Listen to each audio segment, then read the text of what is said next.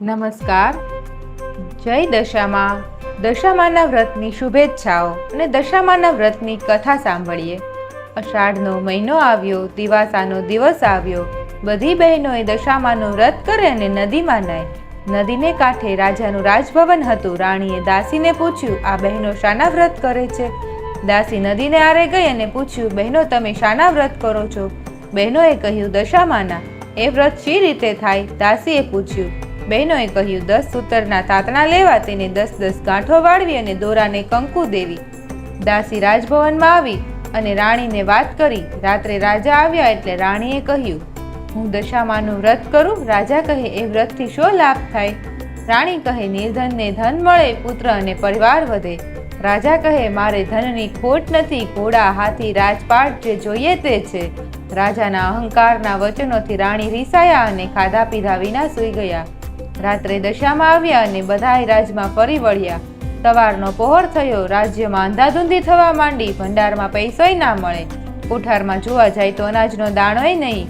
ગામની પ્રજાએ રાજાને કહેવા માંડી, હવે તમે પહેરેલે કપડે બહાર નીકળો, તમારા રાજ્યમાં માઠી દશા બેસશે. રાજા રાણી ત્યાંથી ચાલી નીકળ્યા અને ગામને પાદર ફૂલવાડીમાં બેઠા. ત્યાં તો ફૂલવાડી સુકાઈને ઝાંખરું બની ગઈ. રાણી કહે, હવે આપણી દશા કઠણ છે, આપણે અહીં રહેવામાં સાર નથી. રાજા રાણી ત્યાંથી ચાલી નીકળ્યા. આગળ જતા કુંવરોને ભૂખ લાગી. એટલામાં રાણીની બહેનપણીનું ઘર આવ્યું. રાણી કહે, બહેન બટકું રોટલો આપીશ? જા જા ભિખારણ, મારા રાજ્યમાં બટકું રોટલો લેવા આવી છે, લાજ નથી લાગતી?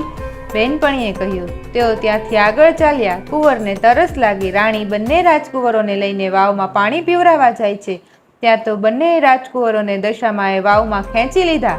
રાણીએ રોતી અને કલ્પાત કરતી રાજા પાસે આવી અને કહ્યું, મારા બંને દીકરા વાવમાં પડી ગયા. રાજા કહે, કલ્પાત શા માટે કરો છો? જેના હતા તેણે લઈ લીધા.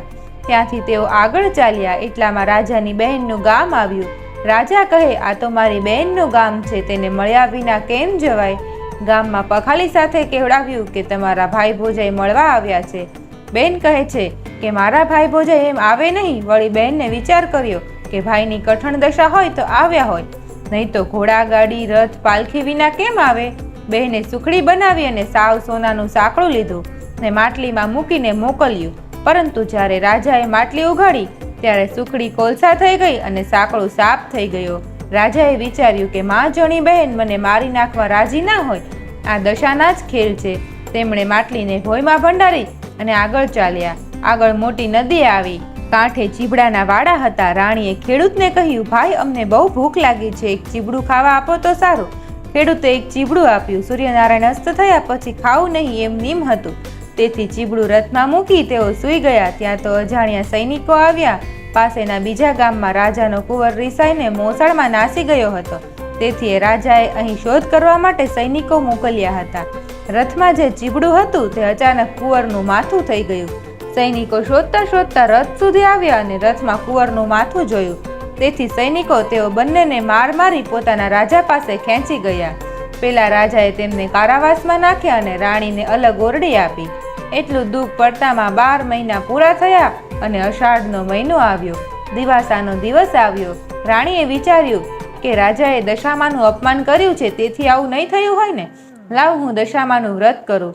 તેણે દશામાના નકોરડા ઉપવાસ કર્યા. 10 દિવસ પૂરા થયા. 10 મુઠ્ઠી ઘઉં લીધા, માટીની સાંઢણી બનાવી. એવી રીતે રાણીએ વ્રત કર્યું.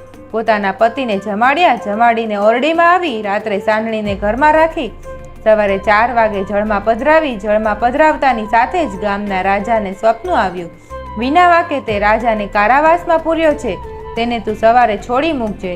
તારો કુંવરે રીસાઈને મોસાળ ગયો છે, તે સવારના પોરમાં પાછો આવશે. આ વાત સાચી નહીં માને તો જેવી એની દશા થઈ છે તેવી જ તારી દશા થશે. સવારના પોરમાં રાજકુંવર ઘરે આવ્યો. રાજાએ પેલું કુંવરનું માથું જોયું તો લીલું તાજું ચીબડું હતું. સ્વપ્ન એ સાચું પડ્યું, તેથી તેણે પેલા રાજાને કારાવાસમાંથી છોડી મૂકવાની આજ્ઞા આપી. સારા વસ્ત્ર પહેરાવી તેણે રાજા રાણીને રજા આપી અને કહ્યું, તમારો કોઈ વાંક નથી, પણ તમારા ઉપર કોઈ દેવીનો કોપ હોય એમ લાગે છે. રાણીએ રાજાને કહે છે, ચાલો આપણે ચાલી નીકળીએ, હવે આપણી દશા વળતી લાગે છે. ત્યાંથી તેઓ ચાલી નીકળ્યા. રાજા રાણી આગળ ચાલ્યા જાય છે. રાજા વિચારે છે કે માં જણી બહેન મારવા રાજી ન હોય, માટલી કાઢીને જોતા જઈએ. જ્યાં ખોદીને જુએ છે તો માટલીમાં સરસ ખાવા જેવી સુખડી અને સોનાનું સાંકડું દીઠું. માટલીને રથમાં મૂકી રાજા રાણી ઝટ રથ ચલાવ કહીને આગળ ચાલ્યા. દશામાએ વિચાર્યું કે રાજાના બંને દીકરા લીધા તો ખરા, પણ પાછા કેવી રીતે આપું? તેમણે ઘરડા ડોશીનું રૂપ લીધું, છોકરાઓને આંગળીએ વળગાડીને ચાલ્યા અને રાજાને સાથ દીધો. ભાઈ, રથ ઊભો રાખને, આ બંને રાજકુંવરો જેવા છોકરા ભૂલા પડી ગયા છે. રાજાએ રથ ઊભો રાખ્યો. તેણે પોતાના છોકરાઓને ઓળખ્યા અને રાજકુંવરોને વાલથી ઉપાડી લીધા. ડોશીમાએ કહ્યું, આજથી તમારી વળતી દશા થશે. તમે અહંકારના વચનો કાઢ્યા હતા, તેથી તમારી ભૂંડી દશા થઈ હતી. હવે તમે મારા વ્રતનો મહિમા વધારજો. એટલું કહી દશામાં અદશ્ય થઈ ગયા. રાજા રાણી અને કુંવરો ત્યાંથી ચાલી નીકળ્યા.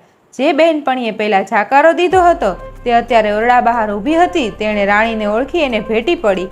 કહેવા લાગે, ઓ બેન, બહુ દિવસે આવ્યા, આજે તો તમને નહીં જવા દઉં. રાણી કહે, મારી દશા કઠણ હતી ત્યારે તમે કકડો રોટલોય આપ્યો નહીં, તેથી હવે અમે રહીશું નહીં. એટલું કહી રાજા રાણી ચાલી નીકળ્યા. ત્યાંથી ગામના પાદરે ફૂલવાડીમાં આવ્યા અને સુકાયેલી ફૂલવાડી લીલીછમ બની ગઈ. ગામમાં સમાચાર પહોંચ્યા કે રાજા રાણી દુઃખ વેઠીને પાછા આવે છે. વાંચતે ગાજતે ગામ લોકો સામયું કરીને લેવા આવ્યા. રાજા રાણી સુખેથી પોતાના રાજભવનમાં આવ્યા ને સૂર્યના તેજ પેઠે તેમની કીર્તિ વધી. પ્રજાના આનંદનો પાર ન રહ્યો. 5 વર્ષ પૂરા થયા એટલે રાણીએ એક રૂપાની સાંડળી બનાવી વ્રત ઉજવ્યું. જય દશામાં. રાજા અને રાણીની દશા વાળી તેવી સૌને વાળજો. આપ સૌની મનોકામનામાં દશામાં પૂરા કરે એવી શુભકામનાઓ. જય દશામાં.